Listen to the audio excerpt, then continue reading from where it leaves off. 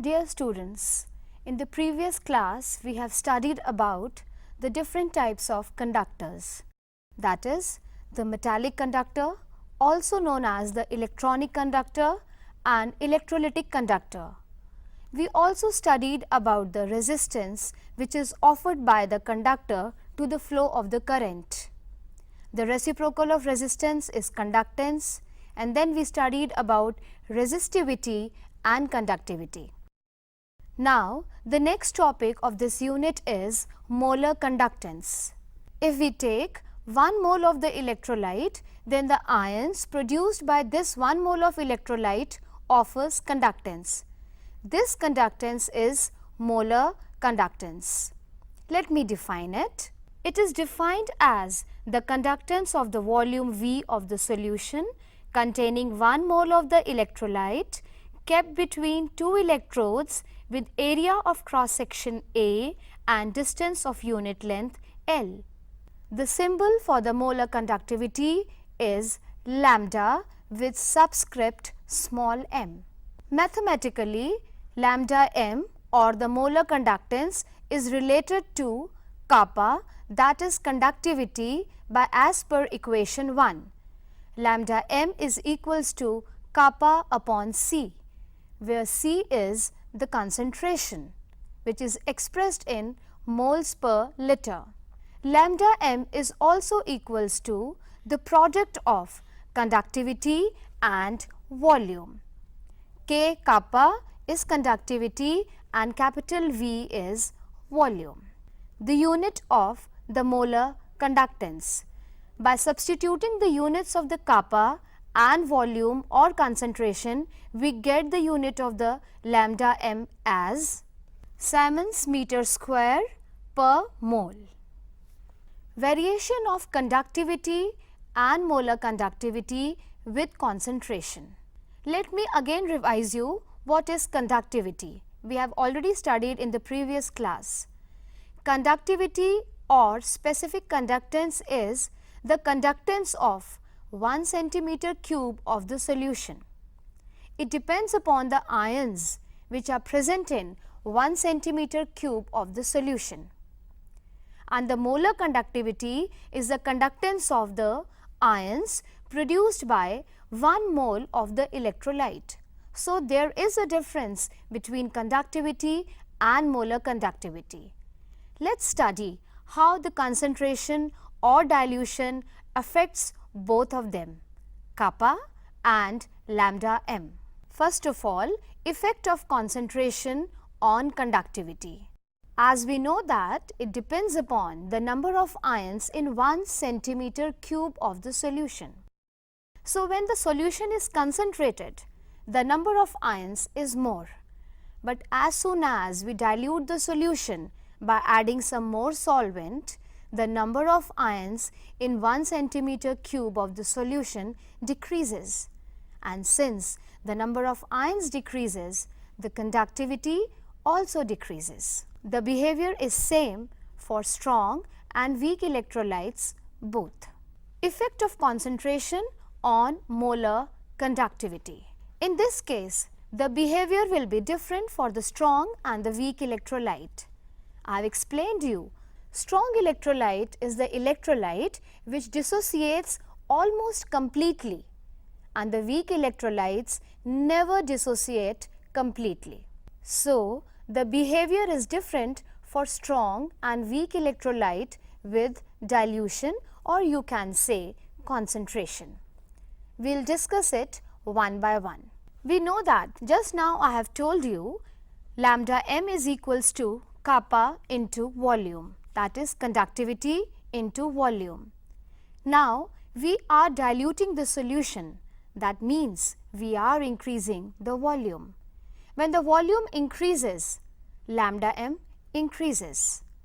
Now, for the strong electrolyte, let me explain you what happens exactly. In the strong electrolyte, we know that it is dissociated completely.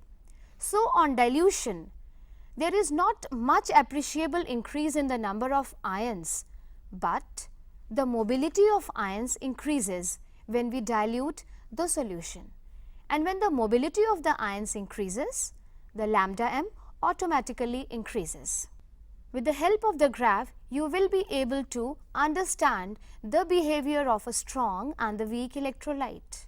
In the case of the strong electrolyte, also what happens is, when the solution is concentrated, there is strong interionic attractions because ions, they don't have volume to move, they don't have space to move, and since they are oppositely charged, they attract each other and their mobility decreases. As soon as we increase the volume, the interationic forces decreases and they are now free to move and they contribute to the molar conductance. In the case of the weak electrolytes, as I have told you, they are not completely dissociated. On dilution, the dissociation increases. Dissociation increases, that means the number of the ions also increases. When the number of ions increases, they will automatically contribute towards the molar conductance and hence the molar conductance increases. Now, let me explain you the Debye Huckle Onsager equation. The Debye Huckle Onsager equation correlates molar conductance at any concentration with the molar conductance at infinite dilution. Let me tell you what is molar conductance at infinite dilution, which is also known as limiting molar conductivity. What happens in the case of the strong electrolyte? When we dilute the solution, there is a slow increase in the molar conductance and soon it approaches the maximum limiting value of the molar conductance. And after some dilution, it approaches the limiting value, and after which on further dilution there is no further increase in the molar conductance. This is lambda m naught. Lambda m and lambda m naught are related by Debye Huckle Onsager equation. Lambda m is equals to lambda m naught minus a root c, a constant. From this relation, you can very well see that as the concentration approaches 0, that is infinite dilution, lambda m becomes equals to lambda m naught. Let me explain you the molar conductance for strong and weak electrolyte with dilution. In the graph, you can see that there is a blue line for strong electrolyte, and you can see that as we are decreasing the concentration and increasing the dilution, the blue line soon approaches and touches the y-axis and we get limiting value of molar conductivity. This is the behavior for strong electrolyte. The examples of the strong electrolytes are like potassium chloride, sodium chloride, hydrogen chloride, etc. For the weak electrolyte, there is a red line or a red curve you can see. For the weak electrolyte, there is a slow but continuous increase in the value of the molar conductance when the concentration approaches 0. But from the graph, you can very well see that the red line becomes parallel to y-axis and it is never touching it. That is, even by the extrapolation of the curve, that is the red curve, we will not get limiting value of the molar conductance for weak electrolyte, because the weak electrolytes are never completely dissociated. So, I can say that the lambda m value for the weak electrolytes can never be calculated experimentally. Then what is the method by which we can calculate, we can find out the lambda m value for the weak electrolytes? That is the Kohlraushces law. Let me explain you what is Kohlraushces law. Kohlraushces law of independent migration of ions. The scientist Kohlraushce, he observed that the ions, they have a definite and independent contribution towards molar conductance. He observed the dissociation and contribution of different ions in different electrolytes, taking strong and weak electrolytes. And then he gave his law, that is Kohlraushces law of independent migration of ions.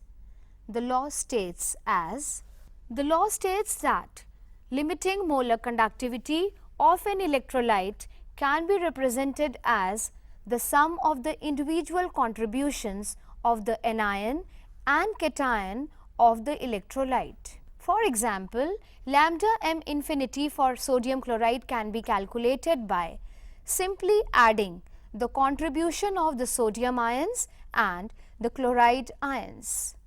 Kohlraushces law is very useful in calculating the theoretical lambda m value for the weak electrolytes, which otherwise cannot be found out experimentally.